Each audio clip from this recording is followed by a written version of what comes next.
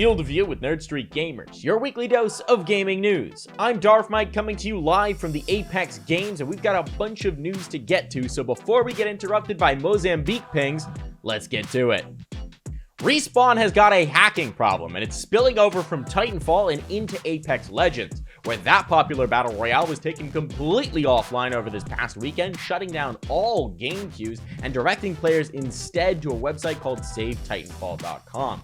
This is set up by a group of hacktivists who wanted to draw attention to the plight of Titanfall and its issue with hacking. You see, that game's been completely overrun by hackers that have made the game all but unplayable, yet it still continues to be sold in a state where no new players can actually log on and enjoy the game as it's meant to be played. This is a huge issue, don't get me wrong, but I don't know if this was the most delicate way to go about making your point. You see, the hack occurred over a holiday weekend, and so devs were pulled away from their family and loved ones to head on into the office for a day of work to try and put out some fires. Players were kicked out of the game that they love, unable to relax on one of their days off. It was a pretty aggressive way to make the point.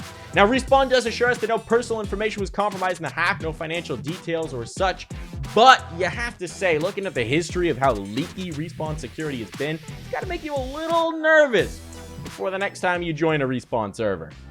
The Pokemon Company is trying to invoke your sense of wonder. At least that's the message we're taking away from their announcement of a new amusement park called Pokemon Wonder.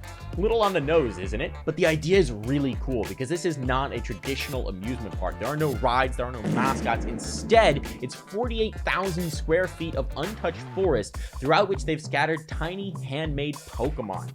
Made out of natural materials so they blend in, looking like they're living, breathing creatures occupying the landscape. It's a super cool idea. You have to overturn rocks, look in bushes to try and find these tiny pocket monsters, and it's all meant to harken back to the original vibe of the game, which was inspired by going into forests to try and catch bugs. It's a crazy cool idea, and it's only going to be available for a limited time in the Tokyo area because Pokemon Wonder is opening in mid-July and will only be open until April 2022. So while the world is relatively closed off still in the era of COVID, as things open back up, if this seems like a cool idea, you better get yourself to Japan because it's not going to last long. Nintendo finally unveiled their new upgraded Nintendo Switch model after months of rumors and included almost none of the updates people were hoping for.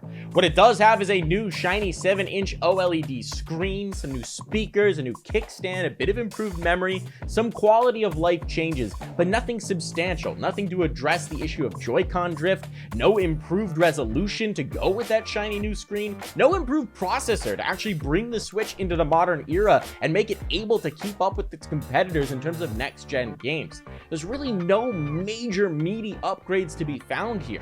What there is a new price tag, $349.99, $50 more expensive than the original, and a release date in early October, the 8th to be exact, to get you ready for that holiday season so it can really gouge your wallet. But don't worry, Nintendo fans, I know you're disappointed now, I know you want to complain, but let's be honest with ourselves, Nintendo fans. As much as you might want to complain now, as much as you might be upset, they're going to release some limited edition Metroid version of this thing, and you're going to buy it anyway.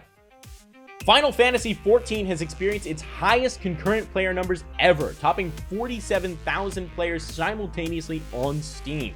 And those are huge numbers. Now, you might be wondering what's driving the uptick in traffic for what's not a new game. It's the new content, a new expansion. Well, no, but there are new influencers, as streamers like Asmongold have made the jump from WoW to this new MMO and brought with them a massive uptick in players as well.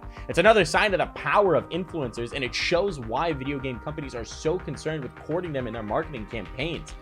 If you're at one of their competitors, like I don't know if you work at Blizzard, it's time to be a bit concerned. I don't know if the crown is quite ready to slip off of WoW's head, but you gotta be a bit on notice here. And if you're at Blizzard, well, it might just be time to get to work. That's it for this week on Field of View with Nerd Street Gamers, your weekly dose of gaming news. Now I'm gonna link up with some friends and see if I can't drop back in and, queue's not updating.